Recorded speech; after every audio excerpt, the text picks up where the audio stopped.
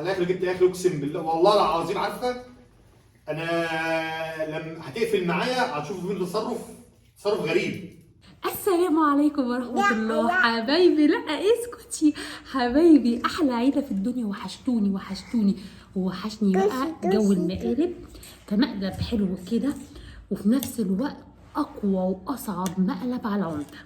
حطينا كاميراتنا، ظبطنا مسائلنا، وطبعا حبايبنا بيحبوا مقالبنا قوي قوي، وانا كمان وحشتني المقالب، وحشني اعمل في عمده. وانتهزت فرصه بقى عشان انا وجمانه لابسين الحجاب ان احنا هنعمل ايه، هنعمل مقلب قبل ما نصور فيديو.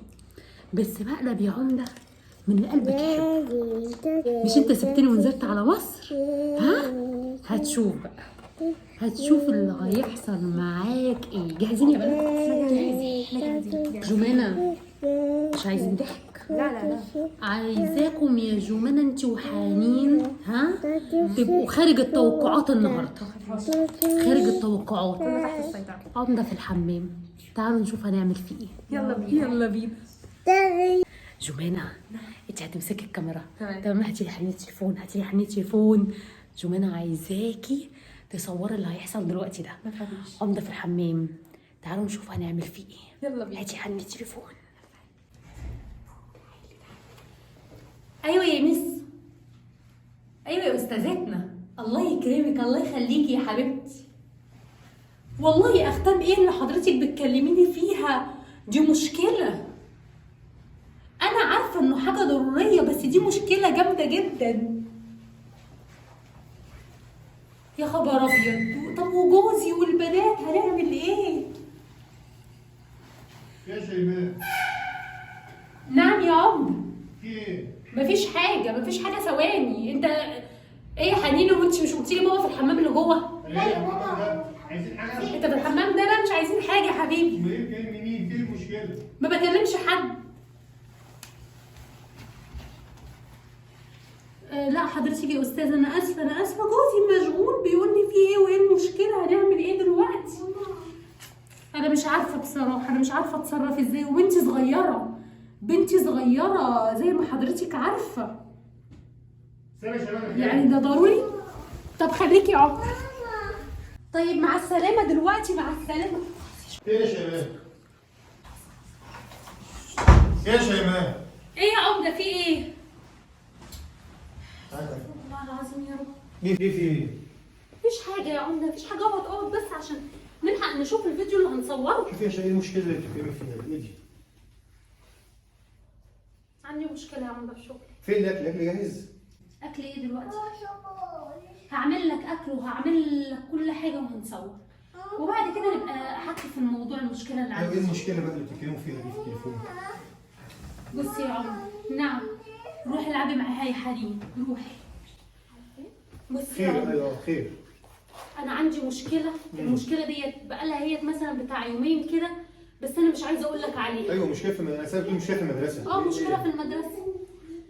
في ختم مش باين، في ختم في الشهاده بتاعتي، وشهاده الخبره بتاعتي مش باين. المدرسه عايزاني انزل مصر علشان اختمه. ننزل مصر عشان تجيبي الختم؟ لا، انزل مصر. تنزلي مصر؟ انزل مش ننزل، انزل مصر عشان اختم. لا طبعا قسما بالله ما يحصل يا شيماء، والله العظيم ما يحصل. انا لسه راجع من مصر انا وبناتك. يا بنت انت مش احنا شفنا فتره مبهدلين؟ احنا خلاص اصلا بنتك بدأتنا يا شيماء. تعودنا يا بابا، ممكن تقعد معانا تاني. ومين ينزل مصر؟ تنزلي لوحدك؟ ايه؟ ربنا يكرمك. ممكن تيجي تقعد معانا تاني عادي. بسبب ايه يعني؟ ماما تنزل عادي وتبقى ترجع لنا تاني. والله العظيم انت ايه مشكلتك ده الدكتور. دلوقتي؟ انت ايه مشكلتك؟ مش انت يا شيماء مش واخدين قياس؟ احنا هنفضل رايحين جايين على خط السعوديه ومصر. خلاص يا عماد، اسبوع وهرجع. اسبوع يا شيماء؟ ما كنت نزلت معانا وخلصنا، وما جاي تاخد الختم دلوقتي؟ ايه ده؟ هو اسبوع. الختم مش استغفر الله باين. العظيم يا شباب. الطالب نعمل ايه؟ ايه اللي بيحصل فينا ده يا شيماء؟ مفيش الكلام ده. ايه اللي مش باين؟ الختم ايه اللي مش باين؟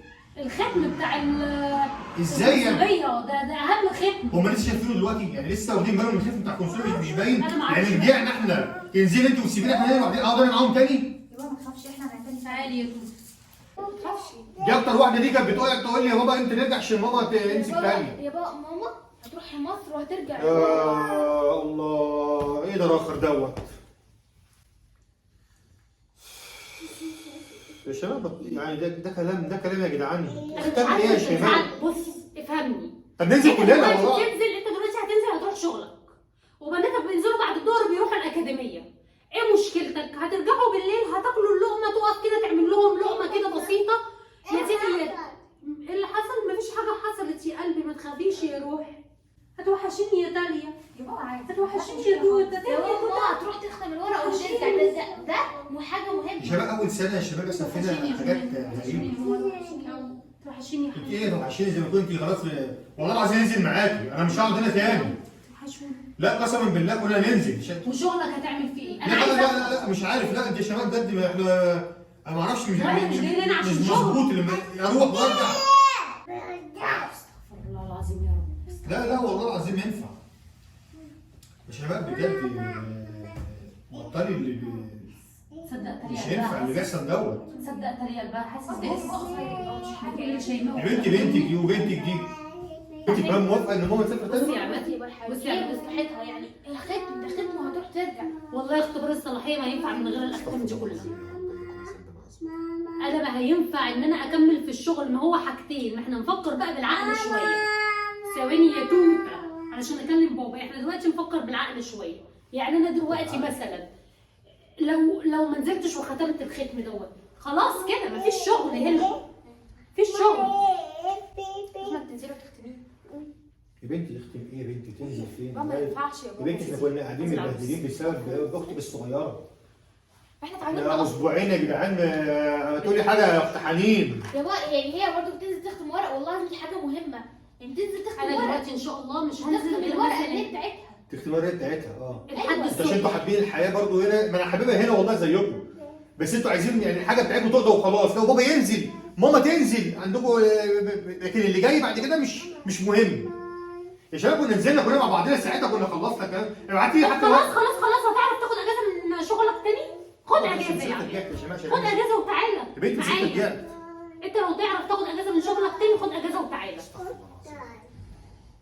لكن انا نزول واخد تانية معايا لوحدي ولا نازله واروح اخلص اوراق واروح اختم من هنا واروح خارجيه واروح قنصليه واخد تانية، انا مش هينفع اخدها. هسيبها مع مين؟ وهتحرك بيها ازاي؟ هي هنا في امام ما نزلت أخواتها. مصر ليه؟ بعديهم. ما نزلتكيش انت ليه؟ عشان خاطر انا مثلا مسؤول عارف انا هتصرف اعمل ايه. طب انت لكن لو مسؤول سبتك عنهم في لوحدك مصر وهنا بقى. ها؟ انت مسؤول عنهم في مصر وهنا. انا نزلت من هنا، نزلت عشان خاطر انا لو سبتك لوحدك معاهم مش معقده. هتتبهدلي معاهم. قلت برضه انا مش مشكله، لا كلنا عارف انا بعمل ايه. معايا لكن هتروحي تاني لوحدك وتسيبيني تاني معاهم. تلعبي هنا بصي. ايه الاختام؟ يعني مش فاهم يعني عشان اول سنه هنا بنتبهدل كده يعني. يعني مثلا انت كان لازم كده ختم تاني يتختم من المطار عشان تعرف تخرج ودخول تاني يا بابا. دي كانت حاجه اساسيه ان هي تنزل معاك. طب انا دلوقتي بقى استغفر الله. ماشي ممكن تنزل معايا ها. طب بعد ما خدتها معايا يعني انت مشكلتك تانية؟ اخد تانية انا وانزل؟ طب بابا لا. هنعمل ايه طيب يا بابا؟ تعالى يا عمده، يا عمده ايه المشكله؟ يا عمده احنا مش واخدينها قياسه، مش رايحين جينا يعني اصل مش العتبه ورمسيس هي. يعني مثلا السعوديه دي احنا جايين عشان خاطر نشتغل ونقعد بقى السنه عشان ان شاء الله بنكمل. افضل انا بقى رايح وراجع وانت رايحه وراجعه يعني. استغفر الله العظيم. انا مش عايزاك تزعل نفسك. عايزة- لا اسبوعين واجي. واسبوعين هتقعد فتره قليله أسبوعين؟ فتره قليله وتيجي. طب ما انت عارف يا بودي، طب ما انت عارف اللي فيها. القنصليه الورق بيدخلها الله اعلم هيخرج امتى. انا الجراني من قبل انت ما اسافر هو اقنعتي يقول بناتك لك. ولا بتقنعيني انا؟ طبعا اقنعتيهم ان انت انا متكلمه قدامهم لان هم مقتنعين جدا. مقتنعين بايه؟ انا مستغربه ان الحمد لله ان هم كده. الحمد لله. دول اكتر ناس كانوا تعبانين في الموضوع ده لما نزلنا مصر. عشان كده كانوا عايزين يرجعوا بسرعه. ماشي. عايزينك بقى ايش تخلصي انت عشان هم عارفين ان هقول لهم ننزل كلنا. هم مش عايزين ينزلوا، هم عايزين يقعدوا هنا. في مصر ما كانش في حاجه مسلياهم، هم بيروحوا على وبنتك الأكاديمية فين بتاعتهم. يا تاليا؟ تعالي يا تاليا. سيبوها بتلعب. بابا مش هتعمل لنا حاجه بقى اسبوعين. خلاص اسبوعين وهنخلص. الحل هيبقى ايه طيب؟ عشان تقعدوا. طب روحوا مع ماما انتوا، روحوا. يعني انا برضه هعمل معاكم، روحوا مع ماما انتوا بقى انزلوا مصر شوفوا تعملوا. مش عايزين ينزلوا، هم اساسا جايين عايزين عارفه اللي هم ايه يعني بابا اضطر روح انت خلص حاجتك عشان نفضل احنا هنا. ده هم كانوا زعلانين هم نازلين معايا اساسا. اول لما جينا انت كده اقنعتيهم بحاجه زي كده ان هم يقعدوا هنا. ان انت نازله ولا انا نازله اخلص اوراق، خدوا بالكم من بيت اختكم عشان ابوكم لو اتكلم يبقى انتوا كنتوا عارفين حاجه زي كده. تعالى اقعد جنبي. يا بنت والله العظيم يعني تعالى انا هقنعك. تعالى تعبتنا تعالى اقول لك على حاجه. طيب تعالى اقول لك على حاجه. تعبنا بس يعني. ورق ايه تاني يا شمال؟ ورق ايه تاني؟ ودينا كده بس. ورق انا لو بخلص ورق والله العظيم 3 يعني اول سنه انا تعبت بصراحه. احنا في فيديو دلوقتي لازم نصوره. طيب يلا ما هنصوره ما هنصوره. مش فين الاكل اسمعني بس اسمعني علشان خاطر في 100,000 حاجه لازم اعملها. انا بكره المفروض كده اكون في مصر بالراحه كده. مش هقدر يا شيماء تاني بجد. انا هتصل. انا تعبت مع تاليا بجد والله العظيم. عارف يا جماعه علينا تاليا انا كنت بغير لها دماغك راح فين؟ انا هتصل بمدام سهى عمده تحجز لي تمام كده وعلى طول ان شاء الله. مفيش اول ما هنزل بكره الصبح على طول هقدم الورق عارفه باذن الله مشكلتكم انتوا القنصليه. بكره على طول. انتوا مسافره بكره مقررين. يعني انتوا كنتوا عارفين حاجه زي كده. مش مقرره حاجه، هم اللي بيقولوا لي لازم تكوني في مصر بكره وخلصنا الورق باقصى سرعه قبل ما الترم الثاني ما يخلص. وبناتك طبعا احسن انا دارسهم وعارفهم ان هم حابين الحياه هنا وعايزين اي حاجه تخلص باي طريقه بسبب ان احنا نقعد هنا. يعني مثلا بابا انزل، ماما عندك ورق يا ماما انزلي خلصي، مش مثلا يا ماما لا احنا تعبنا، لا ماما تنزل وبابا يقعد في سبيل ان احنا ايه نبقى مبسوطين.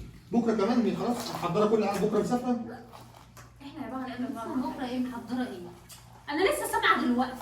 احنا كمان لسه سامعين مع ماما. انتوا يا جماعه انتوا محسسين ان انا مظبطه الدنيا. هتقعدوا انتوا يعني معانا طبعا ان شاء الله وتشيلوا التيم معانا. لا بنعتني بتاليا. طريقتين التانية. والله احنا اصلا متعودين، احنا في مصر كنا بناكلها وبنعمل لها كل حاجه هي بتطلبها يعني. انا مش عارف بصراحه يعني اول سنه يعني زي ما يكون منظور محسود اللي يقول لي ما اعرفش فاكرني وزير القوى العامله واللي يقول لي فاكرني وزير الهجره وعايز اسافر عايزك سواء وكيل هناك. ادي اول ست اتفضلي اهو عشان بقعد اكلمكم في الحسد والنيله ما بتقتنعوش. مش عارف بصراحه يعني انا مش عارف. احنا ايه الحل يا بابا لو ماما ما نزلتش؟ ايه الحل؟ يبقى هننزل ما اعرفش مش عارف. انا بتبرجل لما بتوتر كده ما اعرفش اتصرف بقى. ايه الحل بقى؟ يا اما ننزل كلنا مع بعض خلاص بقى وما اعرفش. انتوا قاعدين لي كده اللعب تحت السرير، اختكم منطوره اللعب في كل حته تحت السرير وتحت كنب.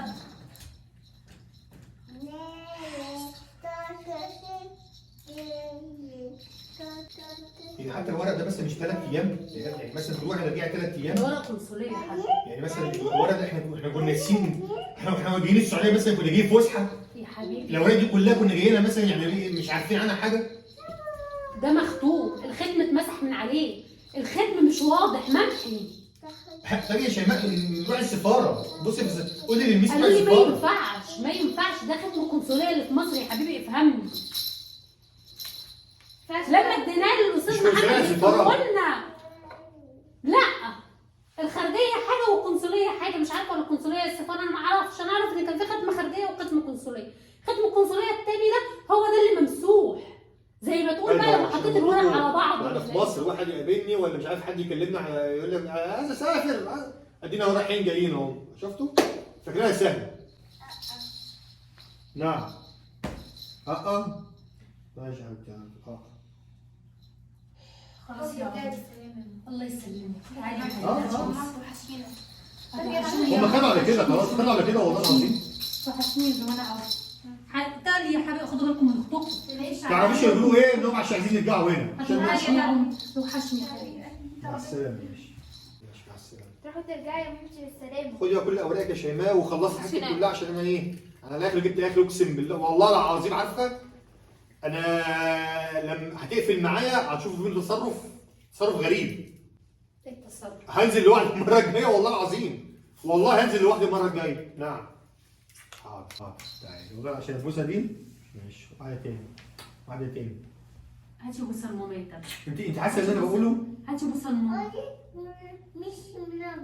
الميس؟ انا بعمل ايه بالميس انا راخر؟ هاتي بوسه لمامتك. مين اللي تقدر في مناخيرك ده؟ بقى انا يا عمده. ايوه شوف انت تحبني عشان هي عارفه انا عملت معاها بقى ايه. انا يا عمده اقدر. اسيب حضن تالية تاني؟ يعني انا اقدر في دماغك كده اسيب تالية وجمانة وحنين وانت واسيبكم وانزل في حته؟ ايوه يعني انت مخك فين؟ يعني ننزل مع بعض يعني ساعه كده. ننزل مع بعض ازاي؟ وانت شغلك هتاخد منه اجازه ازاي؟ مش فاهم انت عايز ايه دلوقتي؟ مفيش نزول يا حبيبي. يعني خلصنا من السفاره هنا يعني ولا ايه؟ مش فاهم.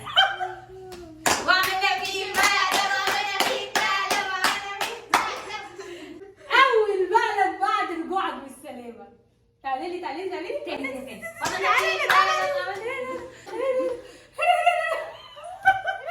بس دول كانوا بيتكلموا بجد والله العظيم. انت ما تعرفيش دول في مصر عملوا فيا ايه؟ انتوا كنتوا بتعملوا مقلب دلوقتي صح؟ بتتكلموا بجد. ايوه مقلب، كلنا مقلب في بعض. يمكن يعني دول بنتصادم. دول في مصر قسما بالله امتى هنرجع يا بابا عشان خاطر دول اقنعوني ان هم خلاص ان هم السعوديين عايزين يقعدوا هنا. خدوا جنسيه. بجد شباب وجعتي والله العظيم وجعتي لا يا بطني حبيبي بعد الشر عنك يا حبيبي. ده مقلب يعني مقلب المهم ان انا بتاع المهم ان انا مقلب. عملت فيك مقلب ليه؟ قول لي ليه؟ قول لي ليه عملت فيك ليه؟ المقلب؟ ليه؟ اسالني ليه تاني؟ انجزي. انت مش طايقني ليه؟ عشان اكسبك عشان هما عادي. ماشي عايزني نفسك. ماشي انت كمان والله حبيبي. ولا اقدر اسيبك يا عمده، والله ولا اقدر، عمري ما اقدر اسيبك ابدا. طب قسما بالله والله العظيم اقسم بالله لهوي. اللي اقنعني ده مش مقلب ده انتوا ان دول في مصر طلعوا عين اهلي. يا بابا امتى هنرجع؟ امتى هنروح؟ امتى؟ دول مجرد مداخل امتى؟ دول مجرد مداخل وهنا خلاص بقى اللي هم ايه؟ لا يعني عندهم ظبطوا حياتهم هنا خلاص ظبطوها قوي سيستمت. فالحركه دي مقنعين ان هم ايه عاجبوا متنازلين ايه بابا هروح ماما روحي. معلش يا بابا تعيشوا معانا غيرها. يا حبيب قلبي ده انا قضيت الفترة اللي انتوا فيها في فين بقى مصر في الحاجات عذاب. محضرين التحاضير عشان هنصور الفيديو. ورا التلفزيون دي ليه ما استغلش الموضوع؟ في الدواء اقسم بالله ما خدت بالي منها. قول لي انا ليه ما استغلش الموقف؟ والله وانا العظيم لابسه ما خدت بالي. الحجاب انا وبنتي وهنصور الفيديو وهكسبك. انا عايزاكم يا بنات تشجعوني. لا شجعوني عشان اكسب. لا تقلقني يا بابا بعد ما عملت في الراجل المقلب يا عيني. هو لازم عارفه حاجه وانت بتفكري في يعني بجد المصيبه. والله يا بابا ساعات بفكر ماشي بحب اللعبه الحلوه ماشي. شجعوني. بس لكن هيسوني. هم والله هم بجد هم يعني انا كانوا مش مقنعه لا مثلا لا بس يعني. هم اللي ساعدني في الملف ده هم اثروا عليا جدا في مصر. بجد انا كنت عايش عيشه ماشي حلوه اللعبه دي ماشي. يا رب يكون المقلب عجبكم وقولوا لي عاش يا شيمو عاش يا شيمو عاش يا شيمو. وانتظروا مقالب والله عمده ما هيتوقع. قسما بالله العظيم عمده ما هيتوقع ازاي انا هعمل فيه المقالب ديت. بس انا ما بحبش شرير والله مش اصبر عليا مش حاضر والله العظيم راجل ستكتك بس يا جماعه حاطط لي الكلام ايوه. مقلب في ماما مش لينا. نعم انا ما برحمش حد والله ما برحم حد بس انا مستني بس تنسوا شويه كده وربنا يسهل ان شاء الله باذن الله يا جماعه اللي سامعينا ان شاء الله اقوى مقلب باذن الله في شوشو والبنات الحلوين دول تمام نيلي وشريان كانوا بتوع الفوازير وان شاء الله ماشي حاضر عجبني المقلب يا شيخ. احلى